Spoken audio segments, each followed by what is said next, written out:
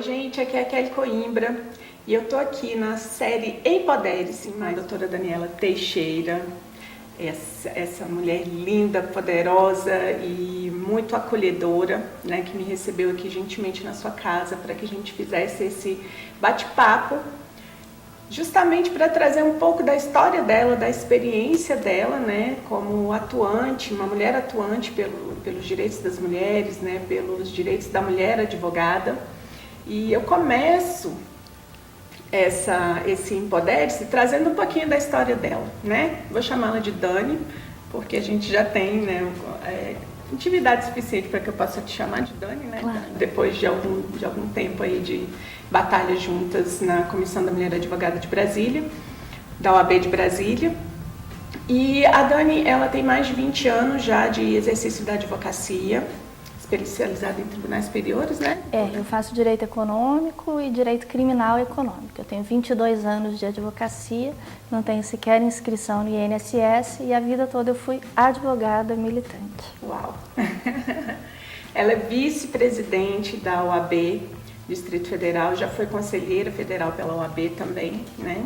E tem aí como um dos marcos, né, dessa atuação pela defesa dos direitos da mulher e da mulher advogada em especial, a Lei 13.363 de 2016, que é a Lei Júlia Matos. E eu vou até deixar que você fale um pouquinho sobre a lei, né, se você se sentir à vontade para falar. E foi uma lei que trouxe a garantia, né, de muitos direitos, dos principais direitos, eu acredito, né, para a mulher advogada que é gestante, que é lactante, até mesmo a adotante, no sentido de trazer a preferência para sustentações, né, para audiências, a possibilidade de suspensão dos prazos processuais, quando ela for a única patrocinadora da causa, entre outras coisas, né? Então foi uma lei de extrema importância para a mulher advogada e ela é um representativo, né? Um marco da trajetória da Dani como advogada e como ativista, de fato, pelos direitos das mulheres, né? Então, Dani, se você quiser... Na verdade, Kelly, assim, nós estamos no século das mulheres.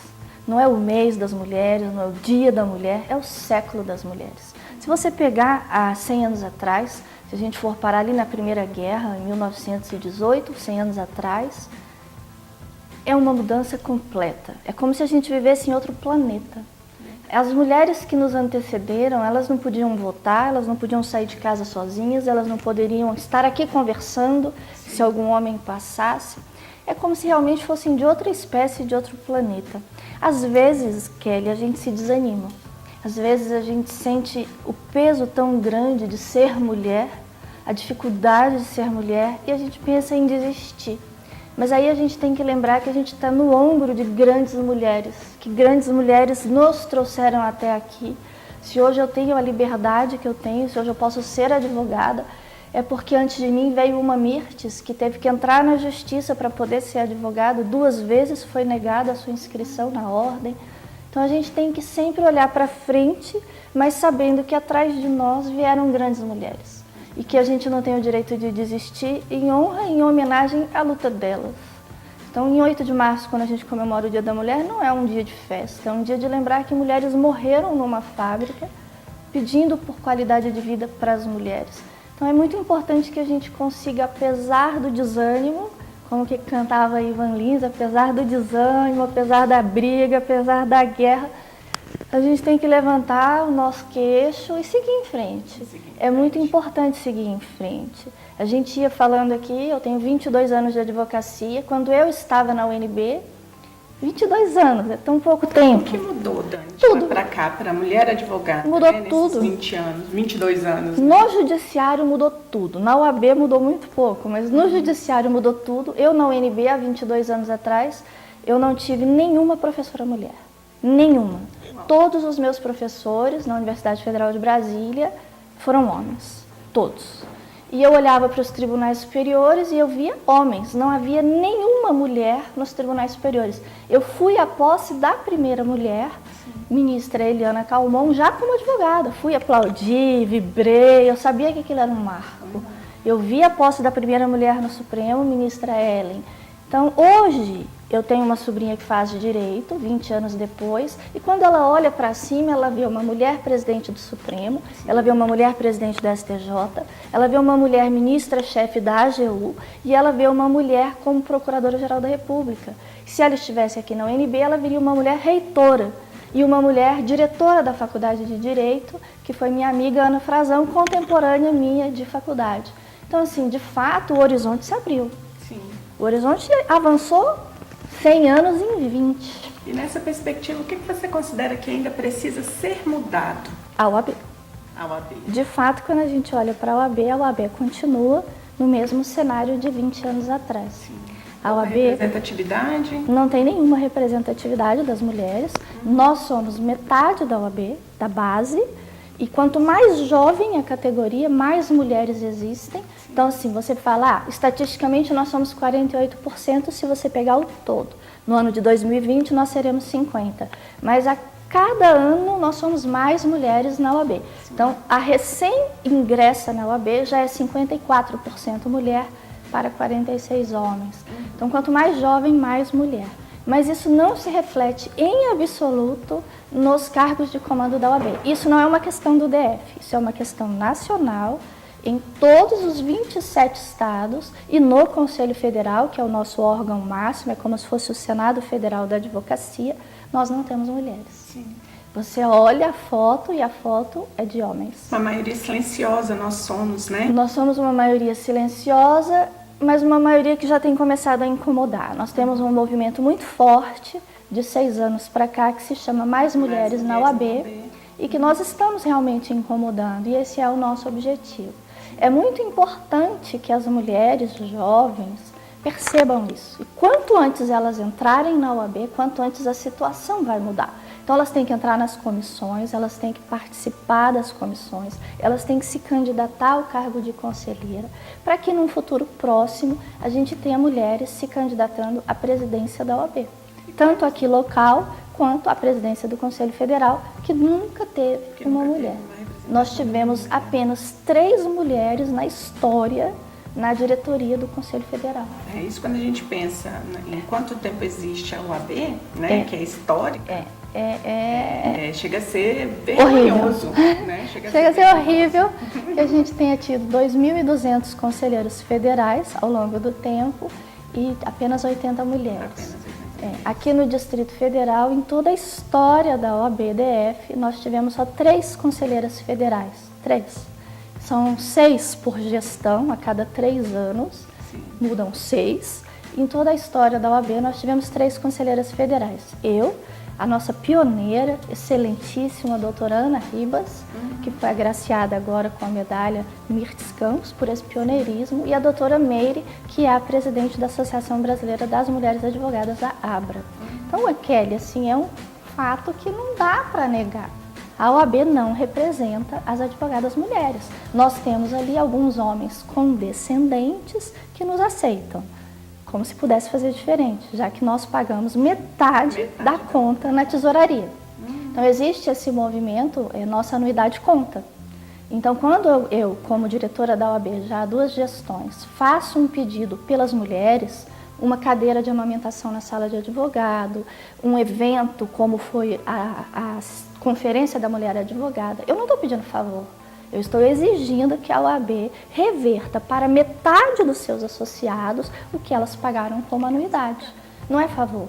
Eu defendo muito as minorias, mas nesse caso concreto eu não sou minoria. A mulher é maioria no mundo, no Brasil, no Distrito Federal e na OAB.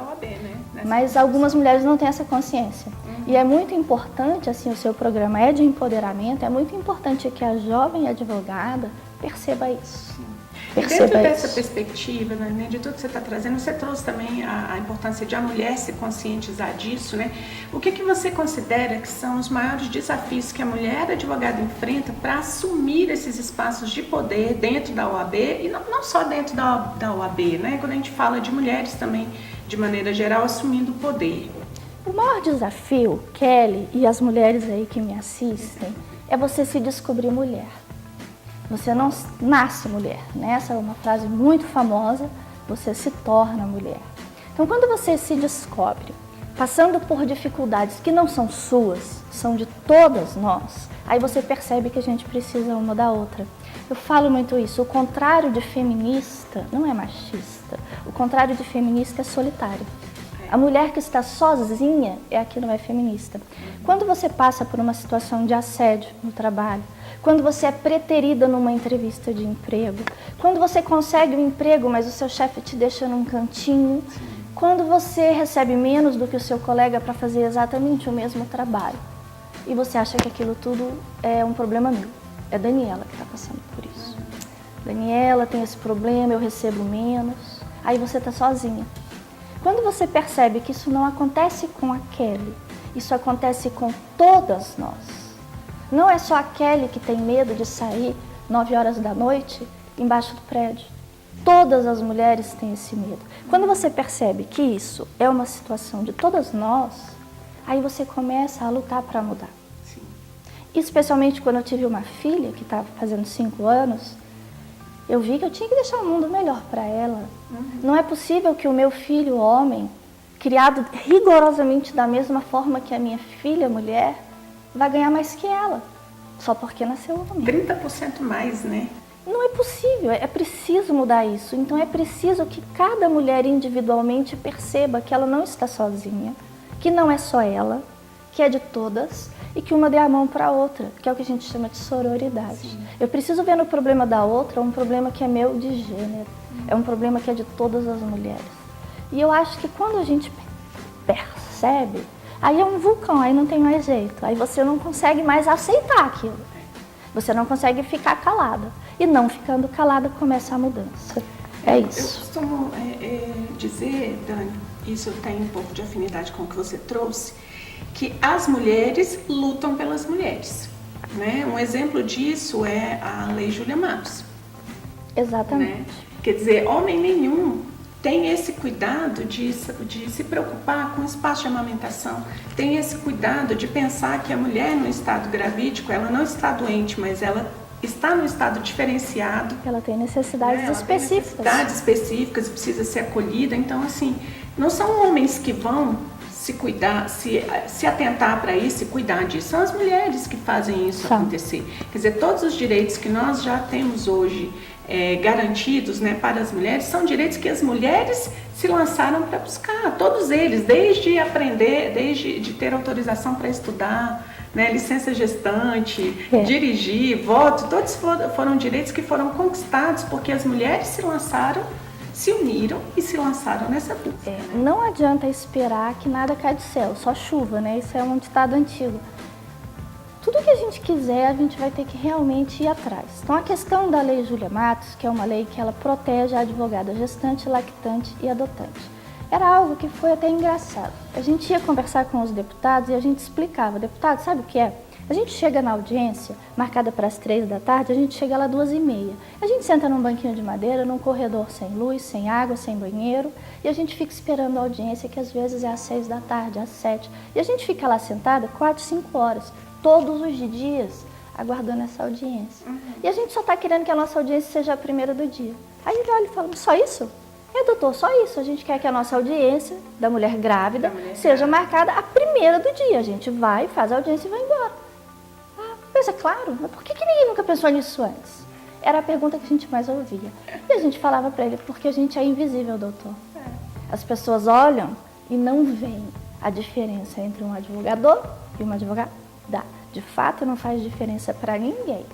Só que o que acontecia? As advogadas iam para a audiência ou para sua sustentação oral e ficavam lá 3, 4, 5 horas aguardando por dia, todos os dias.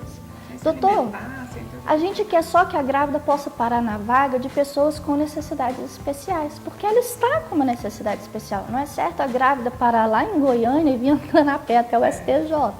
Mas é só isso? Doutor, é só isso que a gente quer. Vai influenciar no INSS? Não, doutor, a gente é autônoma, a gente não quer nada do INSS. A gente quer que suspenda o prazo do processo. Por quê? Não, doutor, sabe que a gente tem filho, aí 2 dias depois do parto marcam audiência, a gente tem que ir. Mas tem que ir? Tem, doutor, se a gente não for, o cliente fica sem defesa, a gente vai ser denunciado na OAB.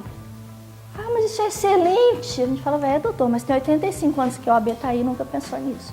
Então precisou que as mulheres advogadas pensassem nisso, apresentassem a sugestão e fizessem uma pressão efetiva. A Comissão Nacional da Mulher Advogada foi uma grande parceira e a gente foi falar com todos os deputados, todos os senadores, e a nossa lei foi aprovada de forma unânime na Câmara e no Senado. E foi sancionada pelo presidente Temer em 11 horas. Ele recebeu às 10 da noite e sancionou às 9 da manhã do outro dia. Mas a gente levou a pressão. A gente levou a pressão das 550 mil advogadas brasileiras. A gente ia conversar com um deputado de São Paulo, a gente falava para ele assim, tudo bem, deputado, o senhor vai bem, né? O senhor sabia que São Paulo tem 300 mil advogados, 150 mil mulheres, e está aqui para o senhor ó, a lista das 150 mil mulheres advogadas, com e-mail, com tudo, e se o senhor votar contra, a gente vai mandar um e-mail para elas amanhã dizendo que o senhor votou contra. Era assim. A pressão era nessa base, de dizer, olha, doutor, as advogadas vão saber que o senhor votou contra, porque não tem nenhuma influência com o INSS, não tem custo para ninguém, e é uma prerrogativa da advogada pedir esse adiamento por 30 dias das audiências. O princípio maior da advocacia é a confiança, o cliente prefere aguardar 30 dias e que a sua advogada, que está com ele há anos, faça a audiência, do que um novato que não sabe nada do processo faça a audiência. É evidente que para aqueles casos de réu preso, despejo, medidas urgentes, nem a grávida quer o processo, nem o cliente, nem o juiz, nem ninguém. Então, nesses casos, não se aplica a lei. Mas nos casos em que o processo tem 10 anos tramitando na justiça, não prejudica ninguém suspender por 30 dias. Tanto não prejudica que o novo CPC deu a suspensão de prazo por 30 dias todos os anos durante as férias. E ninguém achou ruim, né? Ninguém achou que o judiciário ia acabar por conta disso. Mas muita gente falava pra gente que o judiciário ia acabar por conta desse evento, suspensão do prazo da advogada grávida. E eu falava, senhores, na nossa geração a mulher tem um filho, e 2, eu conto nos dedos das mãos as minhas amigas que tiveram 3 filhos, então assim, é uma oportunidade muito rara de acontecer. E deu certo, nós conseguimos, virou lei, é uma lei que a gente monitora, a Comissão Nacional da Mulher Advogada monitora no Brasil todo, ela é aplicada em todos os tribunais do Brasil. Todos os regimentos internos foram alterados, o CPC foi alterado, o Estatuto da Advocacia foi alterado, para dar para as advogadas direitos que elas sempre deveriam ter tido, mas que era invisível aos olhos da OAB, que só tem homens. Quer dizer, é o reforço, né, de que as mulheres realmente precisam se unir para fazer isso acontecer. Dani, nesse cenário em que a advocacia se apresenta, né, como uma das profissões mais estressantes do mundo, há inclusive resultados de pesquisas nas mais renomadas, né, universidades do mundo, trazendo a advocacia como a terceira profissão com mais depressivos do mundo, né? E não bastasse isso tudo, tem toda a sua atuação também, esse enfrentamento, né, que traz também toda uma questão emocional forte. Eu queria te perguntar como que você lida com esse fator emocional, se já houve uma preparação para isso, né, como que você gerencia essa questão? Kelly, na vida é importante a gente ser feliz e a gente ser leal ao que está dentro do nosso ser, do que a gente acredita. Que na advocacia isso é muito difícil. E tive quadros graves de amigas, advogadas bem-sucedidas com depressão clínica realmente, e o que me fez parar para pensar para onde estamos indo. E por que essa depressão tem chegado tão perto de tantas mulheres e tantas advogadas. Eu vejo muito como uma dissociação entre o mundo que a gente vive e o mundo onde a gente poderia estar vivendo. Então a mulher na advocacia, ela está sempre um degrau abaixo, ela está sempre sendo pressionada de alguma maneira. Desde o início na faculdade é muito difícil ser mulher e ser advogada. A gente não se sente representada e a gente quer sempre se adaptar ao meio. Então essa é uma realidade do início da carreira. Tem uma fábula que é conhecida da sereiazinha do Hans Christian Andersen, que a gente conhece mais pela Disney, que é a sereiazinha Ariel. Quem é a princesa Ariel? A princesa Ariel, para ser aceita no andar de cima, no mundo que ela acha que não é o dela, que é o mundo dos homens, ela faz um pacto com uma bruxa má. E qual é esse pacto? Ela perde a voz. Para ser aceita num mundo que ela imagina ideal, ela tem que ficar muda. Linda e muda. E isso é muito parecido com o que as advogadas brasileiras vivem. para a gente ser aceita num grande escritório, eu trabalhei muitos anos num grande escritório de São Paulo, para a gente ser aceita na OAB, para a gente ser aceita pelo cliente, a gente tem que ficar muda. A gente finge que não está vendo a diferença que existe sim de salário entre homem e mulher, a gente finge que aceita a piadinha machista da loira burra no meio de uma reunião. Você está trazendo uma tese de um agravo no Supremo Tribunal Federal e o colega de mesa conta uma piada de loira burra e você sorri. Porque você é Ariel. Não é dado a você dizer a ele o quão canalha é aquela piada naquele momento. Você sorri e acena. E isso vai criando em você marcas e tristezas e angústias de será que eu vou conseguir? E você sofre assédio no trabalho, você sofre piadinha na reunião e você ganha menos que o seu colega e você não consegue ascender no seu escritório. E aquilo vai te deixando realmente muito abatida. Eu sinto que é um problema que não é só meu. Quando eu me abato, e eu me abato muitas vezes, eu cheguei a vice-presidente da OAB, hoje eu tenho um escritório próprio que permite o meu sustento.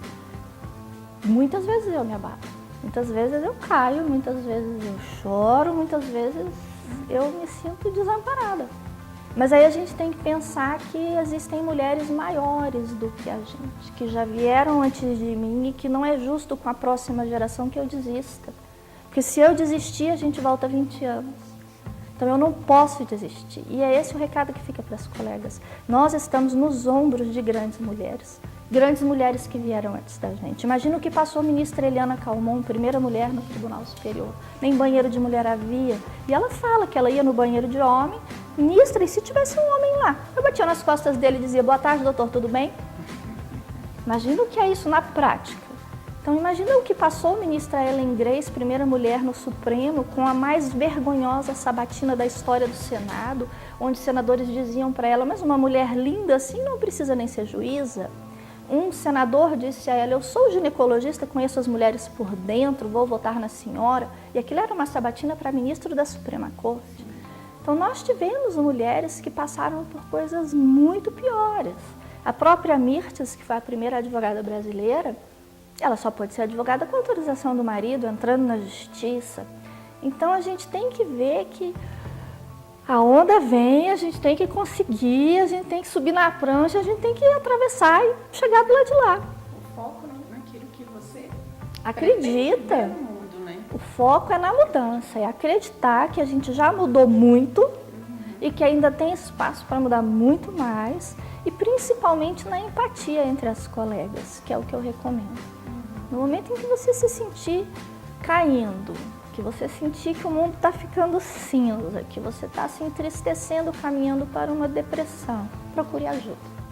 Procure ajuda entre as amigas, no colateral, procure ajuda médica, que está para cima, procure ajuda. Não pense que o problema é só seu e não pense que você vai resolver sozinha, porque não vai.